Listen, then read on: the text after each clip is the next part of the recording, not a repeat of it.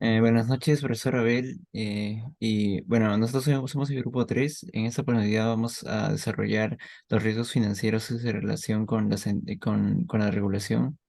Bueno, en primer lugar es necesario conocer qué es la regulación financiera. Estas se definen como las leyes y reglas que rigen el sistema financiero y a todas las empresas que operan en él.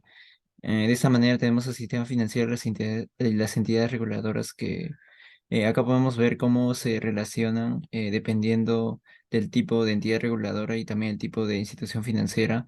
Podemos ver, por ejemplo, en el caso de Estados Unidos, que la Fed se relaciona principalmente con las instituciones de depósito, las compañías de seguro, y así para todas las demás. Sin embargo, para el caso peruano, esto es mucho más simple. Las entidades reguladoras principales son el BCRP, la SMB y la SBS, que cada una rige o regula, tiene diferentes funciones, ¿no? Y bueno, ¿por qué es importante la regulación financiera? Porque todos dependemos del sistema financiero, el mecanismo de transmisión de la política monetaria, por ejemplo, ese sistema financiero, y es por eso que es necesario y es importante la regulación financiera. Y justamente existen beneficios de la regulación financiera, que los principales son que las empresas tengan los fondos para operar de manera segura, y que sus riesgos sean apropiados y estén debidamente gobernados, ¿no? Bueno, luego está por el otro lado, garantizar que las empresas traten de una manera justa a los clientes. Esto se denomina como protección de consumidor también. Y bueno, a su vez existen reglas de normas, ejecución y resolución, ¿no? Bueno, esto principalmente es, como debido a la actividad regulatoria pueden existir problemas, y dependiendo de los problemas existen procesos que son principalmente la ejecución o la resolución. Bueno, luego está la crisis financiera de 2008, que es el punto de quiebre más significativo de la regulación financiera, debido a que,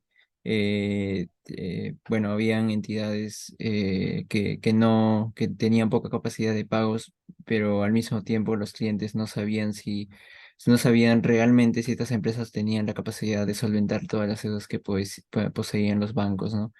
Eso fue principalmente lo que generó la crisis. Y bueno, por otro lado está la SEC y la creación de las NRSRO.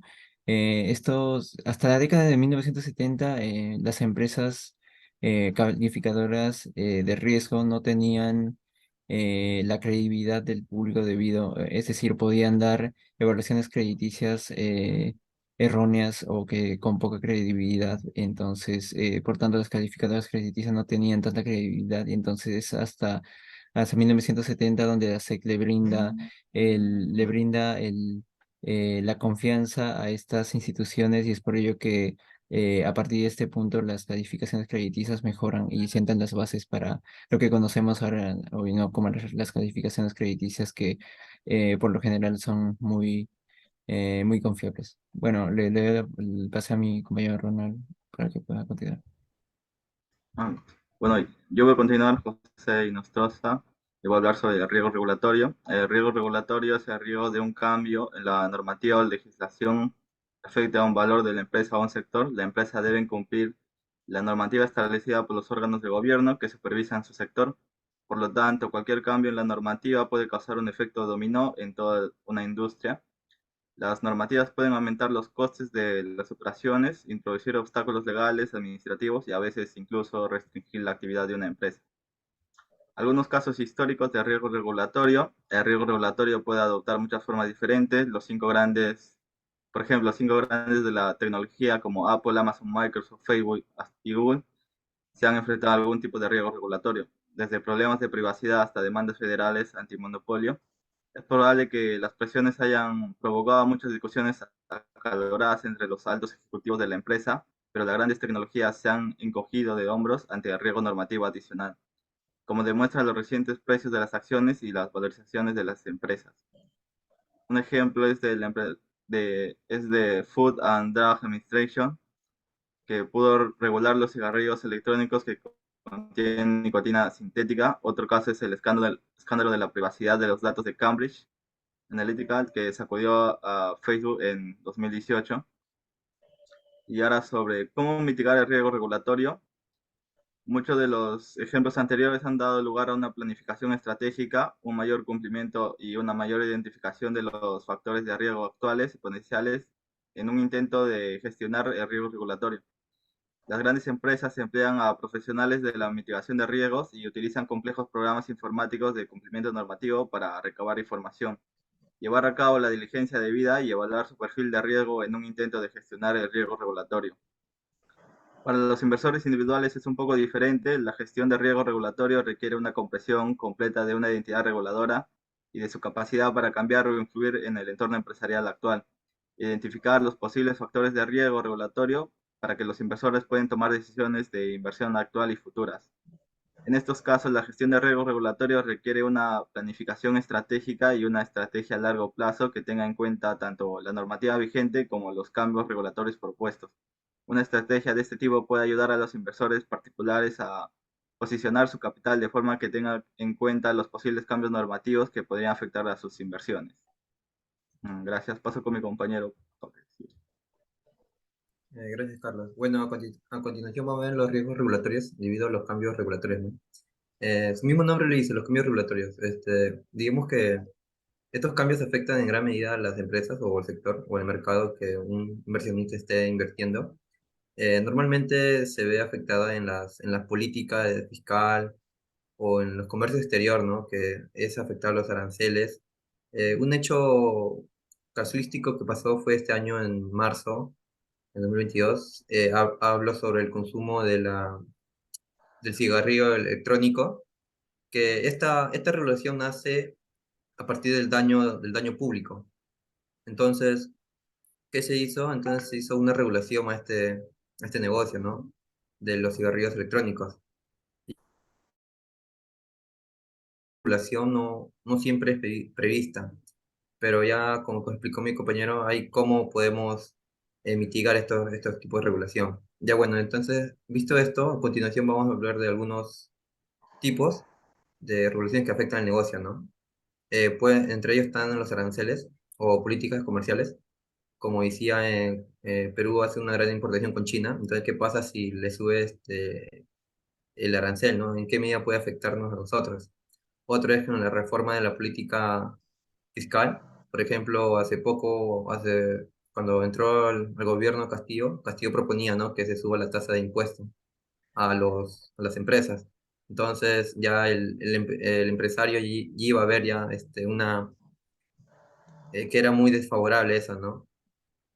Otros son sobre las leyes de salario mínimo, que incluyen, por ejemplo, una subida, ¿no? Del 950 que se pagaba antes, ahora que se paga en 1025. Entonces, unas empresas que recién están naciendo, ¿no? Que no tienen economía de escala, de una u otra manera son afectadas en gran magnitud, ¿no? Que las grandes empresas. Bueno, y por lo que otro estamos viendo son los días obligatorios de vacancias y enfermedades. Al igual que en los ejemplos anteriores que he mencionado, los cambios de días obligatorios de vacancia y enfermedades afectan a los resultados de una empresa, ya sea en condena más al tiempo libre a los empleados. Esto manifiesta cuando se habla del estrés. Entonces, si una persona está estresada, entonces no puede dar un buen rendimiento, ¿no? Pero ¿qué pasa si se le da el día libre? Entonces mejora su nivel de calidad del trabajo. Entonces, bueno, estos son los cuatro que puedo recalcar. Luego la siguiente es la diferencia entre el riesgo regulatorio y el riesgo de cumplimiento.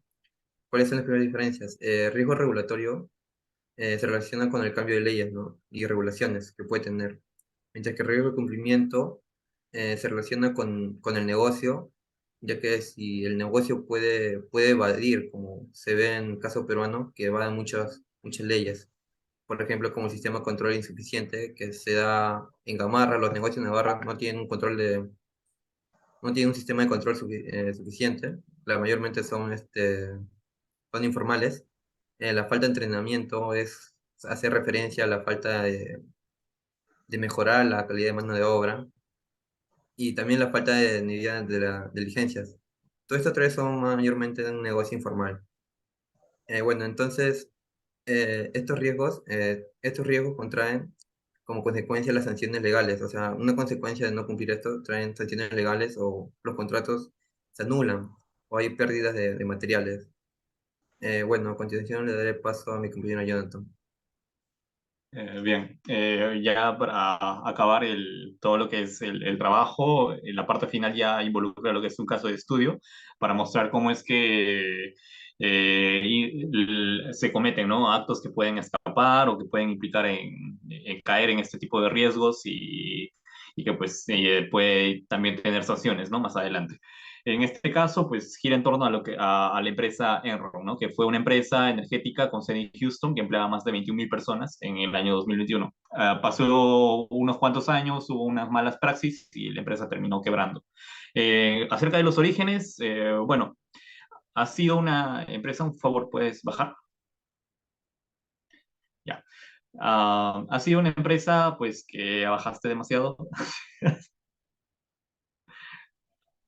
Ya, ha sido una empresa pues dedicada a lo que es el sector energético, tenía pues como líder a la cabeza a Skilling, ¿no? Que era de los socios más jóvenes de McKinsey y el entorno regulatorio en ese entonces era mínimo, lo cual permitió pues que con las prácticas de Skilling Enron prosperara. Una de las estrategias en las cuales fueron clave para que caiga en lo que es todo el montón de fraude que se ocasionó más adelante fue el mark to market, que es un método tradicional de contabilidad el cual pues no se basaba en el costo real, sino más en el valor justo o fair value, que es más difícil de precisar. Bueno, aparte de eso, también en ese entonces Enron estaba tratando de innovar al momento de crear Enron Online, que era un sitio web de comercio electrónico que se centró en lo que es materias primas. Y bueno, Enron sirvió como contraparte en los negocios, es decir, que era el comprador o el vendedor, para atraer a los participantes, socios comerciales, también pues ofrecía lo que es su reputación, crédito y experiencia en el sector energético. Enron Online, es decir, EOL, ya estaba ejecutando para mediados del 2000 350.000 millones en operaciones. Y bueno, cuando la burbuja ya comenzó a estallar, pues, ¿no? Más adelante debido a todo esto, pues, que poco a poco se iba acumulando. Baja, un favor. Y bueno, posteriormente empezó a darse el inicio del fin cuando ya Enron comenzaba a caerse por su propio peso. Como había mencionado anteriormente, usaban una estrategia mark to market que se basaba en lo que es el fair value o el valor justo.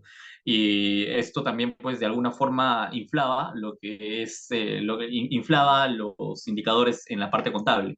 Adicionalmente a esto, también había una forma en la cual Enron adquiría préstamo, que era totalmente legal.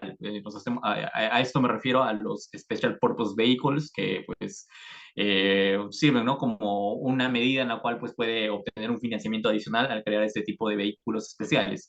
Esto en sí no es una práctica ilegal. Lo que empezó a ser ilegal era que, pues, parte digamos, los activos que tenía este Special Purpose Vehicle era justamente las acciones de Enron. Es decir, dentro de... ¿puedes bajar un favor? La parte del funcionamiento funcionaba sube, te estás bajando demasiado. En la parte de funcionamiento funcionaba de la siguiente manera. Euron transfería alguna de sus acciones en rápido crecimiento a la Special Purpose Vehicle a cambio de efectivo o una nota. Luego, esta entidad usaría las acciones para cubrir un activo que figura en el balance de Enron. Enron garantizaría el valor de este vehículo para reducir el riesgo aparente de contraparte. Como había mencionado, no había ilegalidad en el funcionamiento de este tipo de entidades, pero la mala acción pues estaba en que estos Special Purpose Vehicles se capitalizaron en su totalidad con acciones de la misma empresa, con acciones de Enron. Esto terminó comprometiendo la capacidad de pago de este tipo de vehículos y pues terminó siendo parte del declive, ¿no? Adicionalmente también pues se llegaron a dar unas nuevas regulaciones, ¿no? Para mitigar este tipo de fraudes.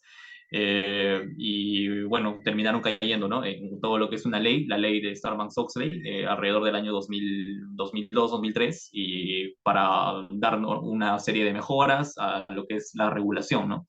Y esto muestra cómo es que está ligado todo el entorno, ¿no? De regulación, de la importancia y los afectados que terminan siendo en cierta forma los consumidores, los que daban préstamos al Special Purpose Vehicle y muestra cómo puede haber implicados y cómo puede caer en sanciones y de que siempre debe haber mejoras, ¿no? En lo que es la regulación del sistema financiero. Y bueno, ese es todo el trabajo. Gracias.